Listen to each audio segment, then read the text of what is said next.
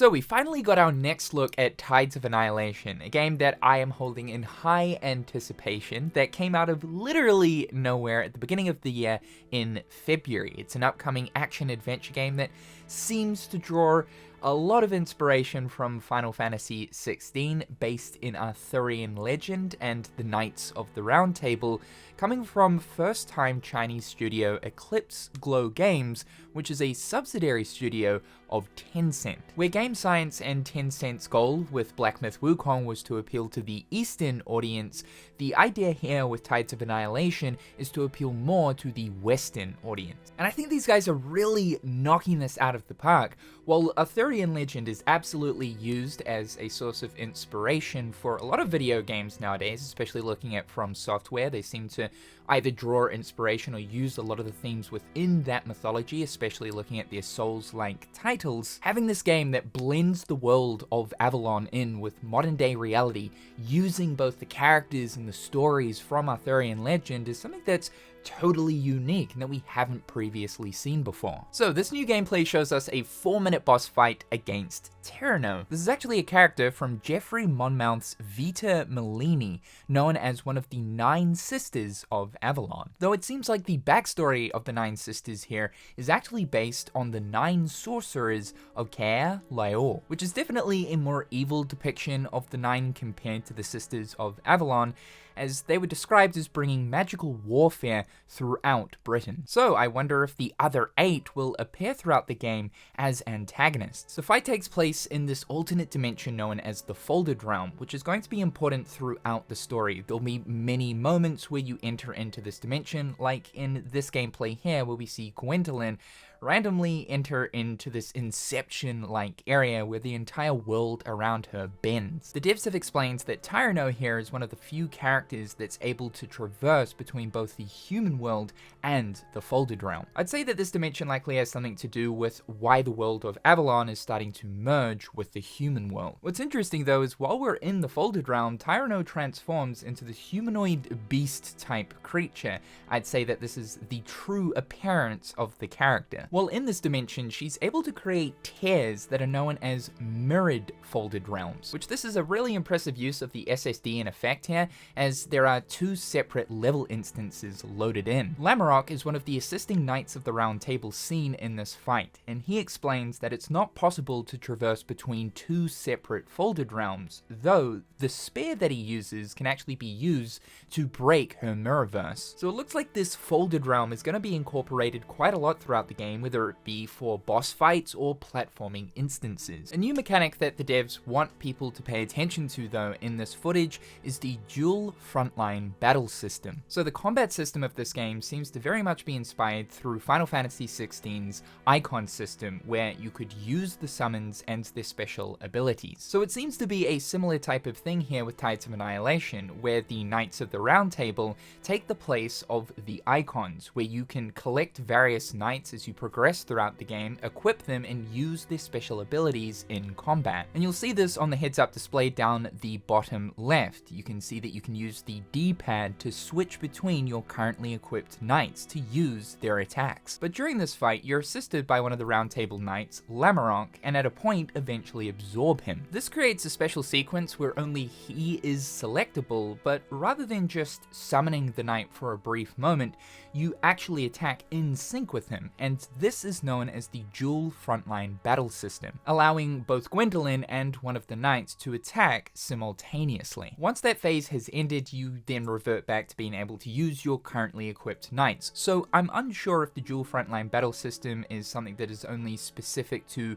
certain phases throughout boss fights, or if it's something that you can utilize at any given time. Otherwise though, the heads-up display has received a bit of a change compared to the build that we saw at the beginning of the year. The knights, along with the burst mode indicator, has been incorporated in with the position of your items down the bottom left of the screen. And rather than the boss's health bar being positioned to the bottom right of the screen, it's now in the middle. It also now looks like you can make use of 4 knights in combat rather than 3. The original gameplay showed us that you can have almost like 2 active knights by selecting them with left and right on the D-pad, with another third knight acting as a sort of support knight, which I'm assuming can be activated by another button on your controller. But here in the new gameplay, we can see two smaller knight icons underneath your main ones. These special attacks are dependent on the mana gauge resource at the top of the screen, which once used, the gauge will automatically start to replenish. So unlike Final Fantasy XVI, where the entire combat system revolves around ability cooldowns, Tides of Annihilation here is dependent on actual resource management, which personally I much prefer. It just adds a little bit more depth and strategy into how you approach each fight. The fights throughout this game though look absolutely ridiculous. Highly cinematic. It's hard to believe at points that this is actually all real-time proper gameplay that's happening before our eyes, and if the footage that came out at the beginning of the year wasn't enough to convince you that this game takes a lot of notes and pulls a lot of strings from Final Fantasy XVI, then I'm sure this footage right here absolutely does. I mean, especially this moment here where Tyranno summons her ultimate DM ability, where she sends this massive fire orb down onto Gwendolyn, and for a brief instance, it's like this cinematic sort of in-combat cutscene that happens. This completely reminds me of one of the instances in Final Fantasy XVI where Ifrit is using Hellfire during one of the boss fights. There's this interesting moment here where Tyranno creates another mirrored folded realm and then dives into it. At this point, we can't reach her because we can't traverse between two realms, but we can actually summon Lamarok to smash her out of it. I'm unsure if this is part of the dual frontline battle system, but it does appear that some knights can actually be commanded to attack for you, and it's not just a case of using their abilities while you attack. I'm really liking how competent though this combat system seems. At the beginning of the fight here, we see the character perform a perfect dodge and then pull off an ability that allows her to basically guard any incoming damage and then counterattack with a bunch of other knight abilities. It looks like there is actually a bit of depth here to this combat system and that it isn't all just flashy. I mean, it's very flashy, it's very cinematic, and at points it kind of seems a little bit over the top. I suppose that's kind of why it reminds me of Final Fantasy XVI. But you've got those things like guards and parries, as well as having to jump over certain attacks that the boss dishes out. It looks like the fights are actually pretty interesting. Also, the way this boss fight kicks off, oh man, it gives me chicken skin. I think that the music of this game is going to be a high point. Just listen to this. That destruction is in fact salvation! You're insane! You know not of what you speak. Accept your defeat!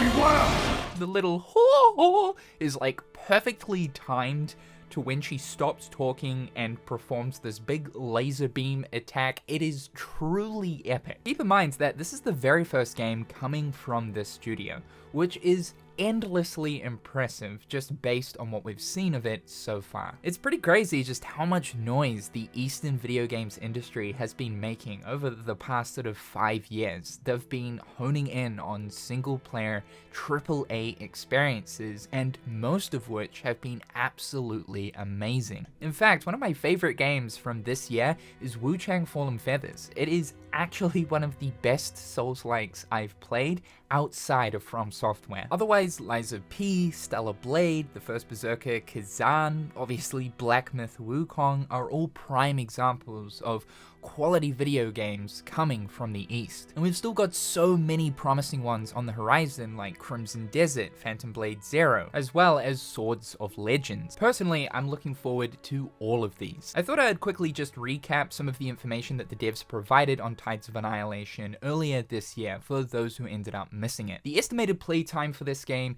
is going to be just over 30 hours. There's going to be over 30 different boss fights throughout the game and 4 different weapon types that you're able to utilize. These will be fists, swords, bows, and there is an unknown 4th one. The game's genre is not Souls-like. It is officially positioned as an action-adventure, so closer to something like an action RPG or a hack and slash. There will be some light RPG elements in the game though. There is a skill tree, and upon defeating enemies you do acquire a level currency that can then be spent to acquire new abilities in this tree. Even though it's not a Souls-like, the game does make use use of an almost Dark Souls type bonfire system for its checkpoints where you can rest, though I'm unsure right now if resting acts the same way in Souls-like games where it resets enemy spawns. There are different armors and outfits that you can equip, though they don't actually provide any sort of stat benefits, rather these are purely just cosmetic. You'll also be able to change the color of Gwendolyn's hair and even makeup. There is also an accessory like trinket system though that will provide various different stat benefits. While there was no release date given in the most recent trailer, the devs are targeting a 2026 release, though because no release date popped up recently, I'm assuming that they want to make absolute certain that they can meet the 2026 target. The game has been in development as of the beginning of 2025 for 3 years, so it began somewhere around the beginning of 2022. As we know, 4 years is the average development period for a AAA title, so by 2026 we should be nearing launch. If I were to have to guess, I'd say that we'd be looking at a late 2026 release, though now that Grand Theft Auto 6 is releasing in November, possibly not, or an early 2027 release. If they are truly wanting to get the game out in 2026 though, it'll definitely have to be some time before November hits. Shortly before the release of the trailer, the devs actually provided me with some brand new screenshots and concept arts, so here's a look at those.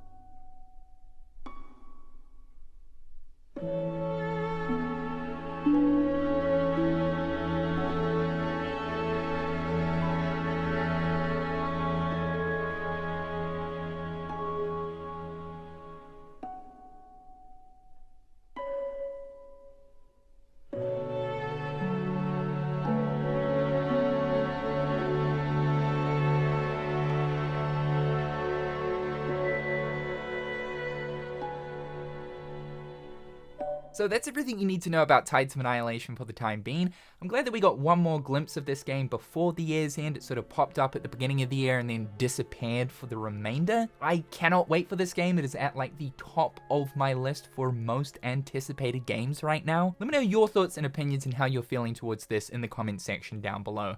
Thank you so much for tuning in to today's video. Be sure to slippity slap that like button and subscribe if you haven't already. A big shout out to my wonderful patrons and YouTube members. I hope you're all having a fantastic day, and we'll talk again real soon.